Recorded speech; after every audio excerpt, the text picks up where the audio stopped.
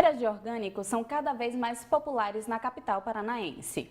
Vale do Pinhão incentiva o empreendedorismo em Curitiba. Via Calma garante mais segurança para os ciclistas. Deficientes visuais têm dificuldades de circular pela cidade com cães-guias. Aplicativo facilita acesso às leis do consumidor. Desenvolvimento econômico e oportunidades de trabalho atraem gente de todo o Brasil para Curitiba. Clubes profissionais investem em educação como parte da formação de atletas. Você vê estas e outras notícias a partir de agora. No Telejornal Uninter, UTEJU.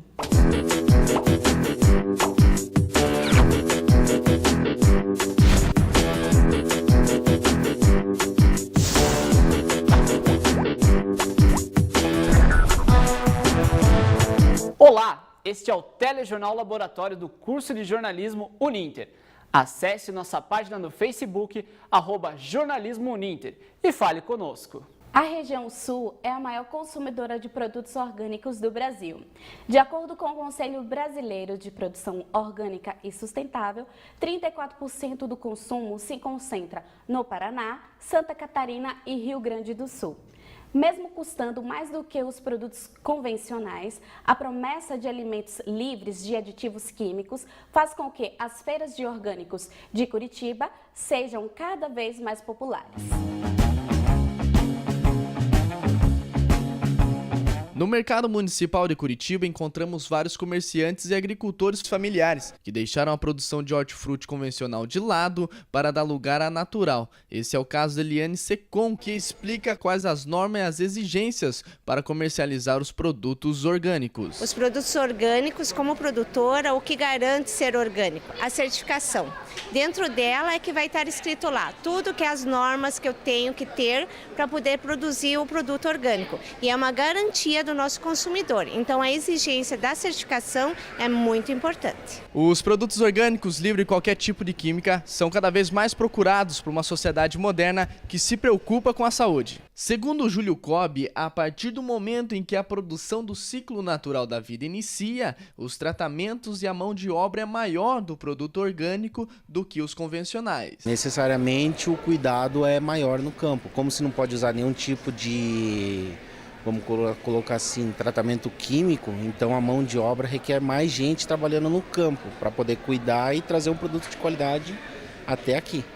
No mercado municipal é comum ver pessoas que só preferem produtos orgânicos. Esse é o exemplo de César. Sim, o produto com certificação orgânica, né? Hoje em dia é um apelo comercial e até um apelo de saúde, né? Vida, porque hoje em dia tem que ter uma alimentação saudável e como o peixe a gente morre pela boca, né? A gente tem que comer alguma coisa que é saudável. E a procedência deles, que estão todas elas numerados, ali certificados, né?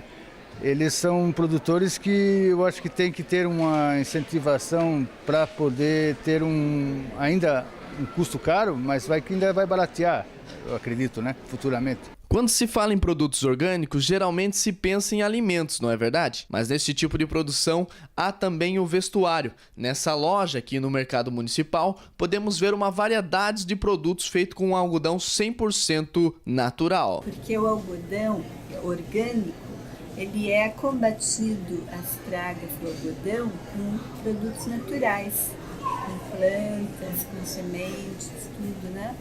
Então, assim, esse algodão nativo, orgânico, ele é super controlado pela técnica, né? Pelo técnico que vai lá ver se realmente não está usando nada assim, de agrotóxico, nem de química, porque até no tingimento ele é super natural.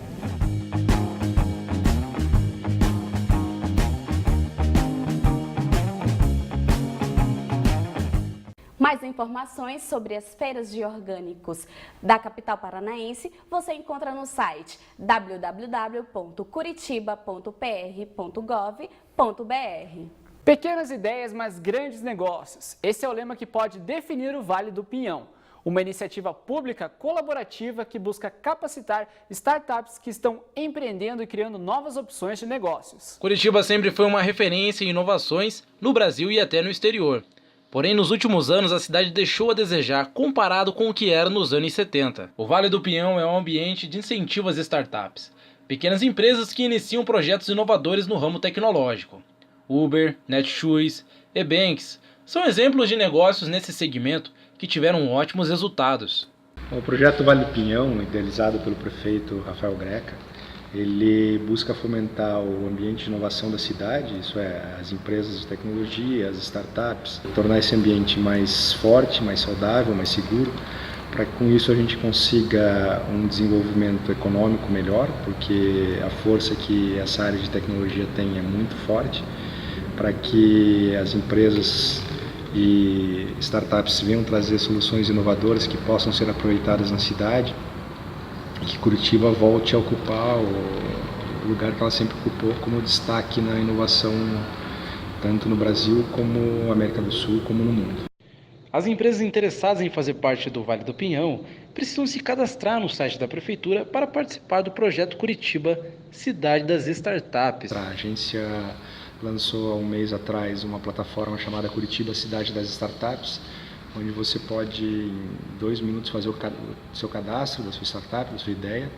A gente tem chamado essas empresas, esse pessoal, para vir aqui fazer uma entrevista para que a gente possa ver de que forma pode ser melhor aproveitado o auxílio que a Prefeitura está dando, seja através de um curso, de uma mentoria, ou encaminhamento para alguma incubadora. Na segunda etapa, as startups apresentam seus projetos através de reuniões e palestras, transmitidas pelo Facebook, com o Vale do Pinhão auxiliando as empresas nas áreas que mais precisam. Mensalmente, semanalmente, nós fazemos reuniões e convocamos a comunidade, são eventos abertos ao público, gratuitos, e nós convocamos a comunidade para vir participar. Isso faz parte do fomento ao ecossistema.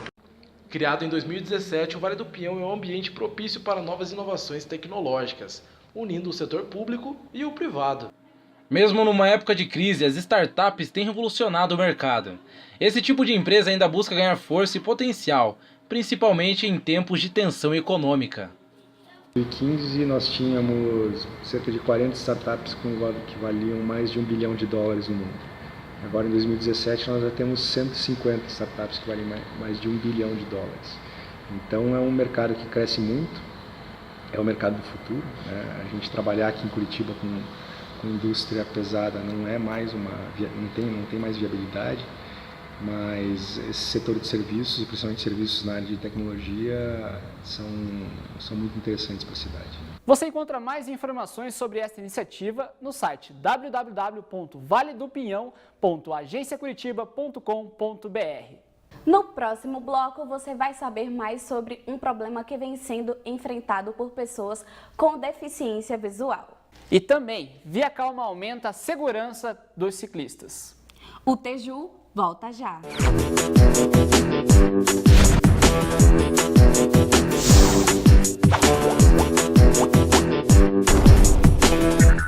Faça uma graduação e pós-graduação diferenciada, sem pagar nada mais por isso. Sabe onde? Na Uninter. Com os cursos presenciais de graduação e pós-graduação da Uninter, a sala de aula é só o começo. Inscreva-se já em uninter.com.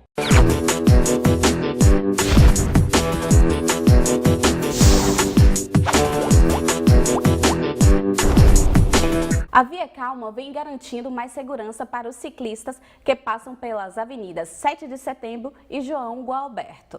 Carros, motos e ciclistas utilizando o mesmo espaço. Assim é o modelo que já existe em outras cidades e aqui em Curitiba está conhecida como Via Calma. É uma forma de compartilhamento entre os carros e as bicicletas. Tem limite de velocidade de no máximo 30 km por hora.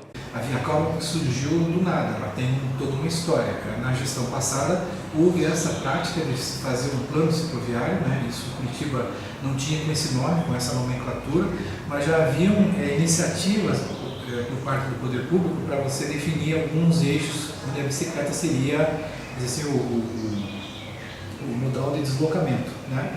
A primeira implantação do modal foi em 2014, na Avenida 7 de Setembro. Depois veio a Avenida João Gualberto, fazendo uma ligação com a região central da cidade. A Via Calma trouxe melhorias para a Avenida 7 de Setembro, entre elas a redução do número de acidentes. Os ciclistas deixaram de usar a canaleta do biarticulado e agora tem uma faixa exclusiva. Os ciclistas também ganharam prioridade nos cruzamentos, Uma faixa vermelha identifica um espaço para as bicicletas aguardarem o sinal abrir. Eu acho que sim, melhorou, porque agora os motoristas têm que dirigir com menos velocidade, então o risco da acidente tá menos agora. Isso é verdade. Os carros e as motos podem utilizar a faixa das bicicletas para ultrapassar ou fazer paradas de embarque e desembarque. Porém, não podem ficar estacionados na faixa, estando sujeito à multa. Basta um breve passeio pela cidade para identificar elementos que auxiliam a circulação de pessoas com deficiência visual. Apesar disso, muitos deficientes enfrentam problemas para se locomover acompanhado dos cães-guias. Cães-guias são cães especiais e precisam de tratamento diferenciado. É isso que explica Lilian, a professora do Instituto Paranaense de Cegos. A gente tem que pegar as mídias, né, e toda a questão de jornal e as questões de marketing e tal, e começar a utilizar, né, fazer propaganda com cão-guia, textos, fotografias, tem que começar a falar, porque a sociedade tem que enxergar o cão-guia como ele de fato é, né? Ele é um elemento, é um instrumento para o cego se locomover. Então não tem nada de que está judiando do cachorro, que isso é ruim, nada disso. Ele é um instrumento de locomoção da pessoa cega ou da pessoa com baixa visão. Uma lei criada em 2005 garante que pessoas com deficiência visual, acompanhada de cães-guias, entrem e permaneçam em lugares coletivos. Mas na prática não é bem assim que acontece. Usar o transporte público, por exemplo, não é tão simples. Né? Com os trabalhadores do transporte público, com os próprios usuários, né, do transporte público, porque às vezes está na chuva e entra um cão meio molhado, o pessoal, o que está fazendo com esse cão aqui? As pessoas realmente são ignorantes. Elas não sabem o que é o cão-guia, né? Elas não entendem, porque é muito pouco usado. Eu acho que em Curitiba deve ter uns 6, 7 cães-guia, então não tem muito. As pessoas com deficiência visual sofrem para se locomover nas cidades. Calçadas depredadas, falta de sensores e até mesmo falta de respeito são alguns dos problemas enfrentados. Agora, andar com cão-guia também passou a ser um desafio. O comando direto para o meio-fio, procura a faixa, né? Então aqui bem difícil de ter faixa. Outra coisa que incomoda são as pessoas, né? As pessoas não têm noção, que nem eu fico pensando, gente, você vê um cachorro do tamanho que ele é, você já vai colocando a mão sem saber se ele vai morder ou não vai, o que ele vai fazer. Então as pessoas chamam muito a atenção dele, tiram o foco, né? Porque daí passa a mão, daí olha, ai que lindo, e ele acaba se dispersando um pouco. E a questão da rua, né? Por mais que eu esteja com ele, não é nada nivelado, né? É um pedaço para cima, um pedaço para baixo, um buraco no meio. Então, Daiane ainda deixa um recado para as pessoas se conscientizarem sobre o uso dos cães e o respeito com eles. O que eu vou dizer para vocês? Pense, né? Para vocês que enxergam, é normal subir no ônibus, é normal. Mas se tem um cachorro dentro do ônibus, algum motivo tem. Então não justifique, não queira entender antes, não queira questionar, né? Nossa, por que é que você está com esse cachorro aqui dentro? Então assim, vamos ter um pouquinho de empatia, vamos se colocar no lugar do outro, vamos pensar, será que eles vão gostar que passem a mão no cachorro? Ou será que posso fazer, eu posso dar comida? Né? Então eu acho que uma questão de empatia sempre é válida. Um aplicativo de celular promete trazer mais informações para o consumidor paranaense. A ferramenta reúne dados sobre leis ligadas ao setor do consumo. Josiane é diabética e, por muito tempo, conseguir todos os remédios do tratamento foi uma luta. Até que ela descobriu que, por lei, todo cidadão paranaense tem direito aos medicamentos gratuitamente na rede pública de saúde. Eu comprava particular na farmácia. Daí a moça falou, por que você não faz o seu cadastro e você pode pegar gratuitamente? Aí eu falei, que bom, né? Então daí agora a coisa melhorou um pouquinho para mim, porque agora eu pego gratuitamente na farmácia, em qualquer farmácia.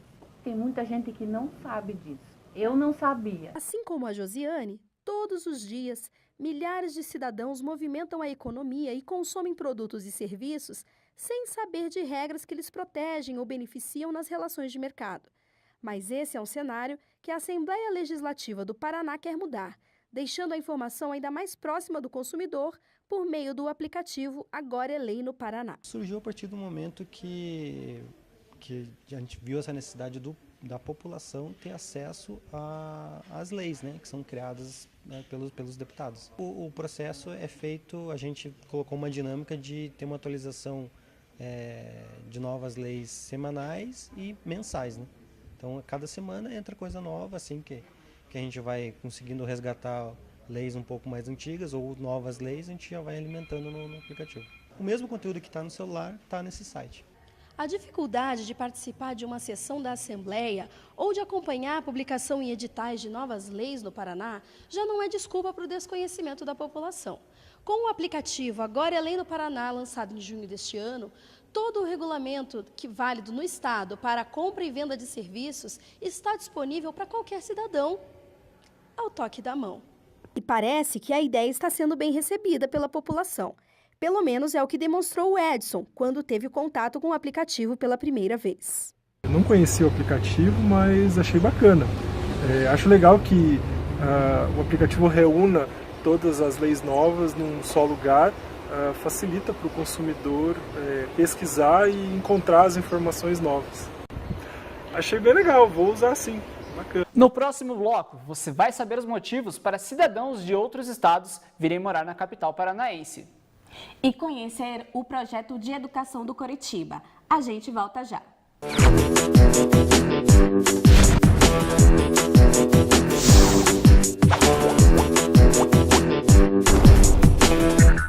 Faça uma graduação e pós-graduação diferenciada, sem pagar nada mais por isso. Sabe onde? Na Uninter. Com os cursos presenciais de graduação e pós-graduação da Uninter, a sala de aula é só o começo. Inscreva-se já em uninter.com.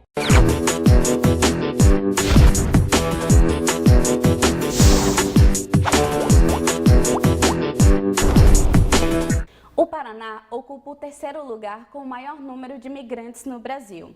O estado fica atrás apenas de São Paulo e Rio de Janeiro, quando o assunto é receber moradores de outros estados. A economia forte e o desenvolvimento paranaense são os aspectos que mais atraem essas pessoas, que dão ao estado uma grande mistura de sotaques. As capitais brasileiras costumam ter melhores salários e isso atrai quem busca mais perspectivas profissionais. Muita gente vem para a capital paranaense para estudar. Afinal, ter uma formação sólida é o primeiro passo a conquistar o bom posto de trabalho. E quando consegue colocação no mercado, dificilmente querem voltar para a terra natal. Curitiba é uma das capitais brasileiras que tem moradores de várias regiões do Brasil, principalmente do interior. Quem nos fala mais um pouco é a Nayara. Eu vim para Curitiba com 17 anos, sou nascida e criada no litoral sul de São Paulo. Vim em busca de oportunidades de estudo e emprego. Na época eu era casada, casei bem nova. E foi um novo desafio para mim, assim, uma vida nova com uma pessoa, com uma nova cidade e tudo mais.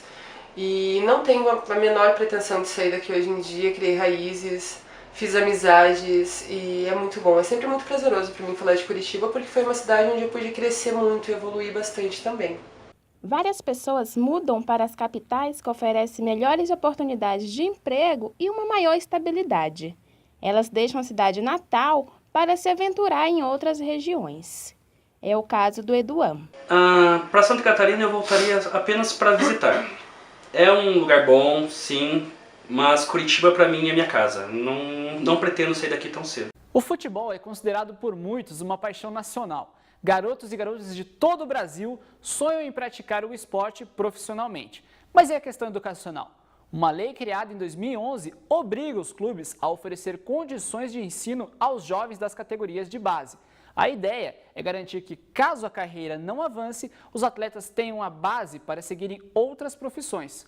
O Teju foi acompanhar a rotina deste trabalho em um grande clube da capital. Se engana quem pensa que a vida de jogador é fácil. Ainda mais quando são garotos das categorias de base. Os desafios são grandes. É preciso ter habilidade para driblar as dificuldades da vida. E além de treinos e jogos, eles precisam se dedicar aos estudos. A Lei Pelé de 2011 garante que os clubes formadores de jogadores ofereçam condições de estudos para os atletas que vivem nas dependências do clube. E na capital paranaense, o Coritiba é uma das equipes que trabalha para manter o melhor para os futuros jogadores. No período da manhã, eles treinam duro para se tornarem futuros jogadores profissionais. Já no período da noite, eles vêm até o Couto Pereira 2 vezes por semana para aperfeiçoar os seus conhecimentos. Aqui no Couto, eles contam com todo o suporte preciso, incluindo psicologia e serviço social. O setor pedagógico trabalha para auxiliar os jogadores nas questões educacionais. Devido à rotina de jogos e treinos, eles não conseguem se dedicar totalmente aos estudos. Além disso, algumas competições exigem que o atleta compareça às aulas. É uma exigência, até porque o clube é um clube formador de atletas. Para você ser formador, tem que ter comprometimento escolar e bom aproveitamento escolar. Nos gramados, o treinador também cobra que os jogadores tenham um bom rendimento escolar. Eu vejo que é de suma importância, né, para a formação do cidadão em si, né? Não só aqueles que vão seguir uma carreira no futebol, mas também para uma outra atividade, né? Os estudos são importantes. Para mim, os estudos ajudam no desenvolvimento do atleta e também como um plano B, né? Porque o futebol não é um plano certo. E para que os jogadores não se sintam desamparados, existe também o serviço social, que acompanha o cotidiano dos atletas e faz a ponte entre o clube e os pais dos garotos. O serviço social hoje, no futebol, não só no Curitiba, como outras instituições também, é a porta de entrada do atleta, né, e da família. O serviço social faz essa ponte entre os pais e os atletas. No meu relacionamento com elas é um dos melhores possíveis, com as pedagogas, com todos os funcionários do clube. E os jogadores sabem que não podem desanimar. O cansaço pode até aparecer, mas eles lutam para manter o ritmo. É um pouco difícil sim, mas a gente tem que levar. E de manhã a gente treina, à tarde nós fazemos academia e de noite vamos para a aula.